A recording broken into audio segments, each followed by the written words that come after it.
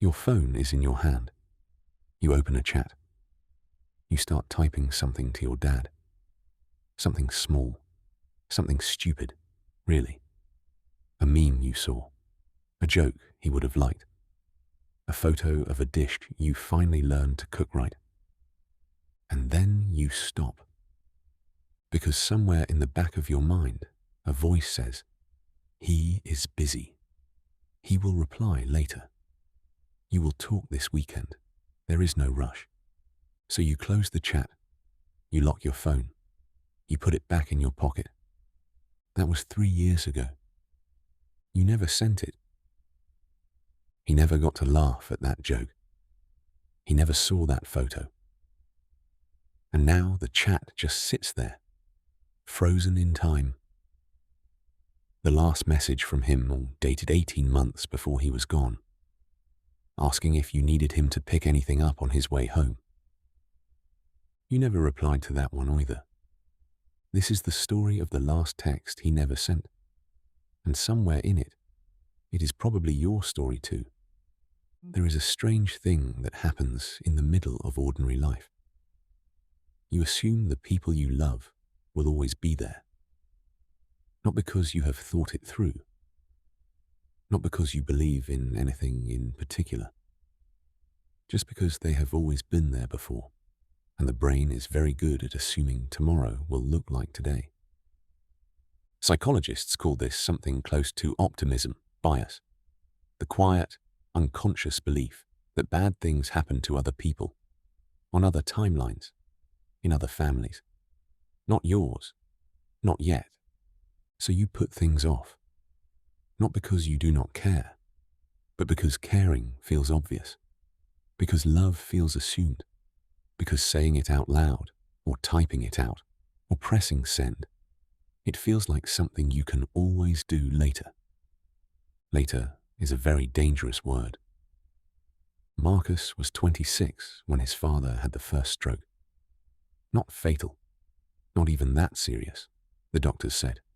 A warning, they called it. His father went back home after 4 days. He walked with a slight lean to the left that he covered up by keeping his hand in his pocket. He made jokes about it at dinner. Marcus laughed because his father laughed.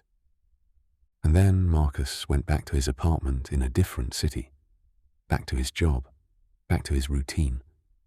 He told himself he would visit more. He told himself he would call every Sunday.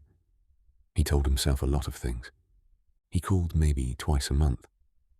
Some months, once. His father, for his part, never complained. He texted first, usually. Short messages. Are you eating well? Cold this week. Saw something on the news about your area. Are you okay? The kind of texts that look like nothing but are everything. The kind that say, I am thinking about you. I am always thinking about you. Marcus answered most of them. Not all. The ones he did not answer. He meant to. He just forgot. Or he was tired. Or he told himself he would reply in the morning. And then the morning came and buried it under everything else. The second stroke came on a Tuesday afternoon in October. Marcus found out through his aunt, who called while he was in a meeting. He stepped outside. He flew home that same night. He sat in a hospital waiting room for 6 hours with bad coffee and his coat still on, not knowing what to do with his hands. His father survived. But things were different after that.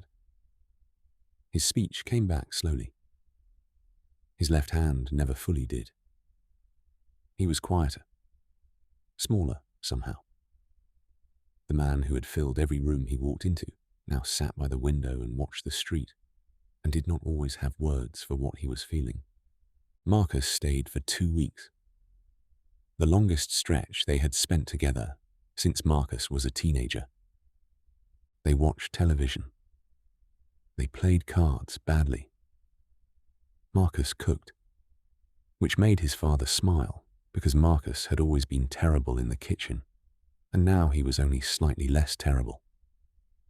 They talked about small things, old things. The car his father used to drive. The holiday they took when Marcus was 7. A dog they had for 3 years that Marcus had mostly forgotten. They did not talk about the things that mattered. Not really. Not directly. There is a particular kind of silence that lives between fathers and sons, between parents and children, between people who love each other so completely that the love itself becomes the thing they cannot say out loud, because saying it would make it fragile, visible, real. If you name it, you have to hold it, and holding it means knowing you could lose it. So instead, you talk about the weather. You talk about the old car. You laugh about the dog. You tell yourself the love is understood. You tell yourself they know. Maybe they do, but maybe they also needed to hear it. Maybe you needed to say it. Maybe the saying is not just for them. Maybe it is for you too. So that one day, if the worst happens, you do not spend the rest of your life standing in a grocery queue with a half-typed message and nowhere to send it. Marcus left after 2 weeks. Life called him back. It always does. He texted his father from the airport. "Safe travels," his father replied. "Call when you land." He called when he landed. He did not call the next Sunday, or the one after that. Not because he did not want to, because the gap between calls had stretched again without him noticing, the way gaps do, the way weeks do, the way time does when you are not paying careful enough attention. His father sent a message in December, a photo of the street outside his window, covered in the first snow of the year. No caption, just the photo. Marcus saved it. He typed a reply. He did not send it. He told himself he would call instead. It felt like more. He did not call. His father died in February, quietly, in his sleep, the way people sometimes go when their body has been working very hard for a very long time, and finally, without drama, decides it is done. Marcus flew home again. He sat in the same chair in the same house and looked at his phone and scrolled back through months of messages he had not answered. A photo of snow. "Are you eating well? Saw something on the news. I am thinking about you. I am always thinking about you." He found the draft. The unsent message from December. The one he had typed and not sent because he was going to call instead. It said, "I saw your photo. It looks beautiful. I miss home." 3 sentences. 14 words. 30 seconds to type. He never sent them. There is no lesson here that will fix things, no instruction that will undo what has already happened.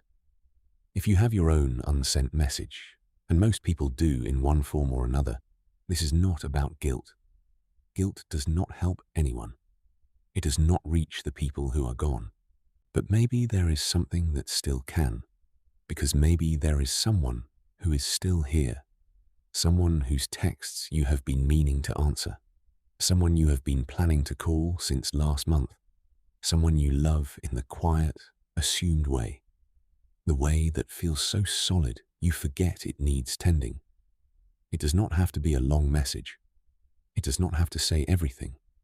It can be small. It can be stupid. A meme they would like. A photo of something that reminded you of them. A voice note that says nothing important and everything that matters. The phone is in your hand right now. You do not have to wait until the weekend.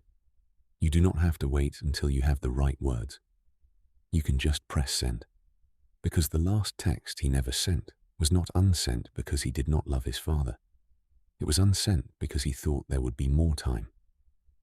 And there is a version of you, somewhere in the future, standing in a grocery queue, with a half-typed message and a chat that has gone quiet. But that version is not written yet. You are still standing here. Press send. If this story stayed with you, I'd love to have you here for the next one. Subscribe to Humanly, turn on the bell so you never miss a story. And if you enjoyed this video, a like helps more people discover it. Thank you for watching.